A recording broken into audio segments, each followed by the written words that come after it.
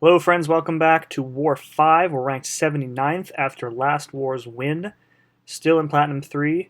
Today we're taking on Summoner's Forge, SuFg. It should be a good one today, so let's get right into it. Alright, today we're going in with Void, Warlock, and Namor, our standard team. No fight on our first node this war, so we get a nice free pass. Going in on this Wasp with long distance relationship and SP lock 1. So the plan here is basically to just hit her when she's stunned. You can see this person is running max parry, so we're only able to get 2 hits in before we have to back off and reset. Doing that kind of forces me a bit back into the corner, so I end up having to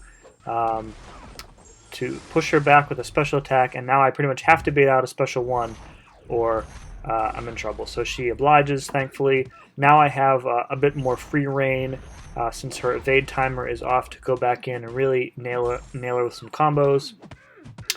Our opponents this war are running Siphon, which is a node that heals villain champs if you get hit by them. I can't remember ever actually facing that node during a season before, so this might be a first. So in any case, that node doesn't affect Wasp. I'm glad to not have the dodge tactic with Wasp since it ignores her evade timer. Alright, no mini-boss action again today. Moving up to Tier 2, we've got a Sabretooth on both our Recovery and Vigor and Indomitable. We've seen Sabretooth here many times. Warlock eats this fight for breakfast. So one thing, I do get a little too cute. I think maybe I had gotten a little bored with the fight towards the end, and I tried to back off one too many times, or maybe I just wasn't paying attention well enough. And you'll see here in a minute, the fight is pretty much wrapped up, and then I take a combo, and then I get parried. So right here, take a full 4-hit combo, go back in, get parried, take more hits. So right there, he was down to 1% health, and in a couple seconds, I lose more than half my health. So serves me right for not paying attention.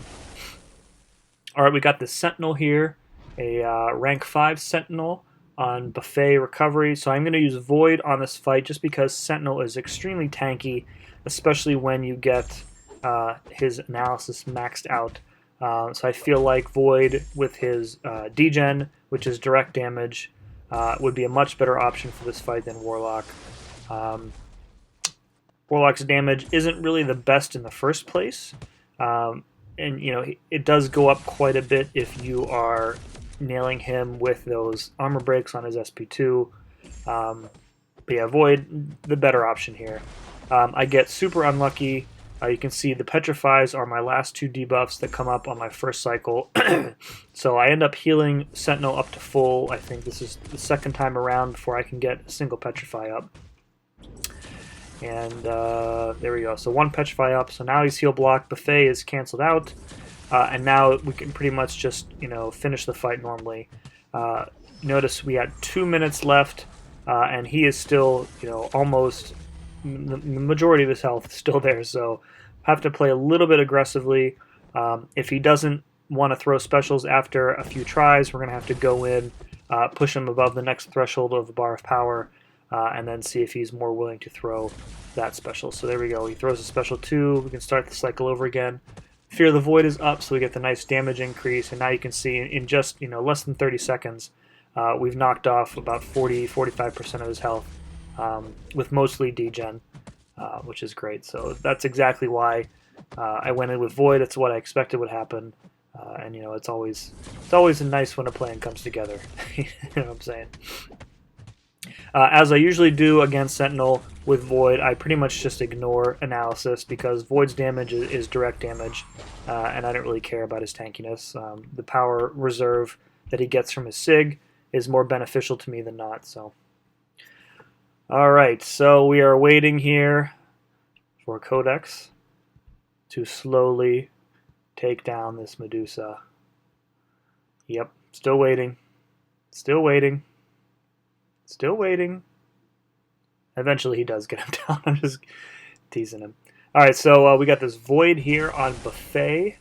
and this is the regular buffet node. So this is a node with Siphon, or a champ rather, that is affected by Siphon. So if I get hit by Void, I think he heals up like 5% per hit. So if you take a combo, you're going to be in trouble.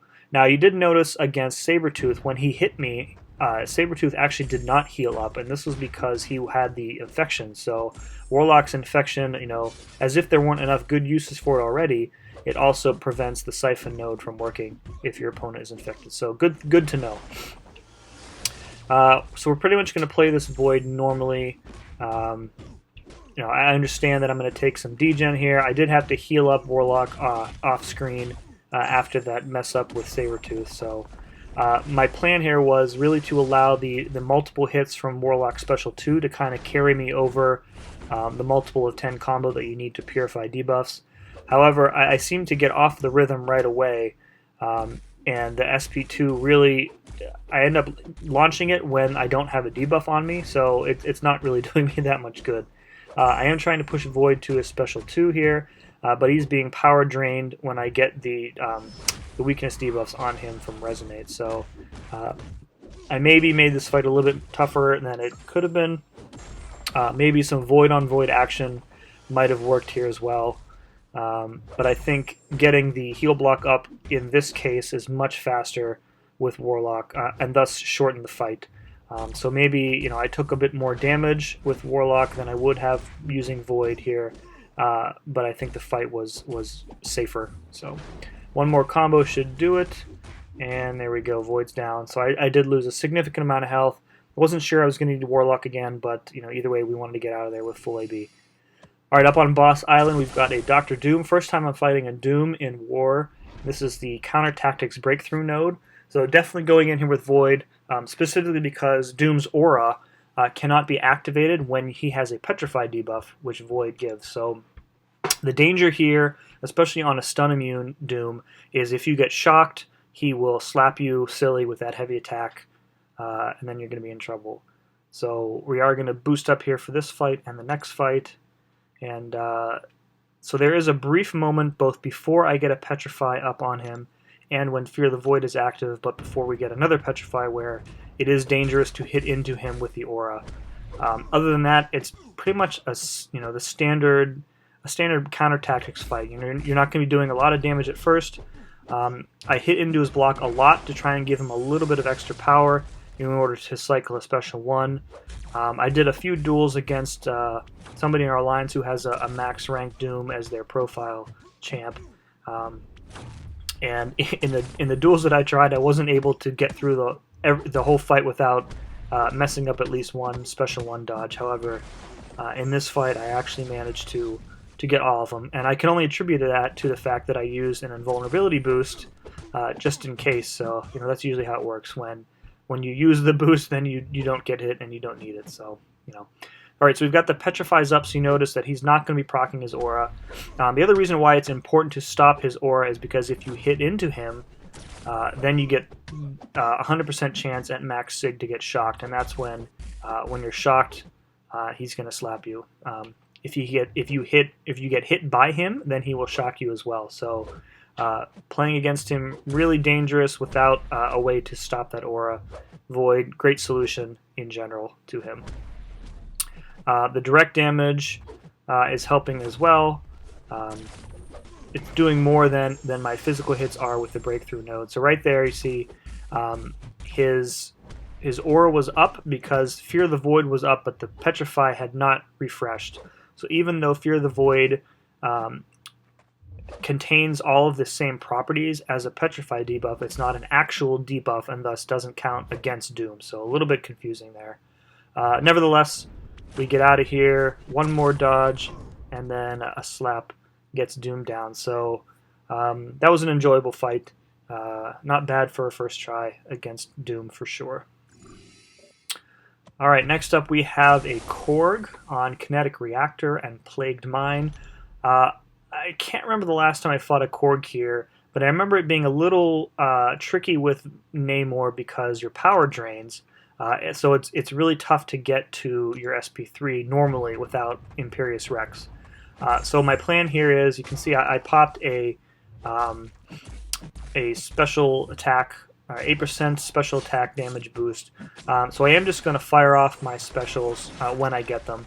And then when Imperious Rex hits, which should be pretty quickly because Korg is bleed immune, then we'll just go in and hopefully launch a couple big-time SP2s and get him down. So the other thing that launching the specials early does, the SP1 in particular has chances to bleed on like every hit. So the outrage, you can see we're only 40 seconds in and we're already almost at max. So that's because the SP1 has so many chances to proc bleed. They're all going to fail, and then we're going to get outrage from each of those failures. So that was a little bit unlucky. So I got Imperious Rex, but I had to bait out an SP2 and then lost all my power. So that's unfortunate. But one more thing I wanted to say about using my SP1 in this specific matchup is that if his Rock Shield is up, we're going to be taking and absorbing Thorns damage from every one of the hits of our special and then returning it back to Korg. And since he has lower energy resistance compared to most other champs, that's going to be doing a decent chunk of damage back to him instead of me. So just a little bit extra there. Otherwise, we're pretty standard Korg fight. We have to be extra careful of baiting out heavies because he can easily hit into our block a few times, get enough power for a special, and if he is unblockable from the the crowd excitement, I think that's what the mechanic is called, he can pretty easily get us with that first kick and knock us down. So we got about a minute left, and Korg is pretty much on the ropes here. You can see we did get a special 2 off earlier, which took down a decent chunk of his health. This is more of a battle of attrition fight with Maymore rather than a typical fight where you would just, blow the crap out of him with a massive special attack and a couple of Furies. So bait out one more special 2, and I think Imperious Rex. So we should have enough power for one big S2, and he's stunned, so we go back in, and there we go. Korg is down. So not a bad fight either. Not as fast as a typical fight, as I said before. So I did get the last fight in on the boss. It was a thing. There was maybe 40% health left, so I finished him off with Void. But I didn't have... I was in a hurry. There was only 6 minutes left in the war. So I didn't get a chance to record, or I'd forgotten. So this was a really close war. I think we lost by 5 deaths, maybe. So a low potion war again. That's been a theme this season, a theme which I am very happy about. Another no death war, also happy about that. Record drops to 2 and 3, so we'll probably drop another maybe 20 spots or so in Platinum 3. Kind of where we were before the previous war, so in the 90s, I would imagine, and we'll go from there. I think from how this season has gone, we'll probably hang out in the middle of Platinum 3 until the end of the season, and as I've said multiple times, I'm completely okay with that. So, all right, that's about it. Stay tuned for more war videos next couple weeks, and thanks for watching, and we'll see you next time.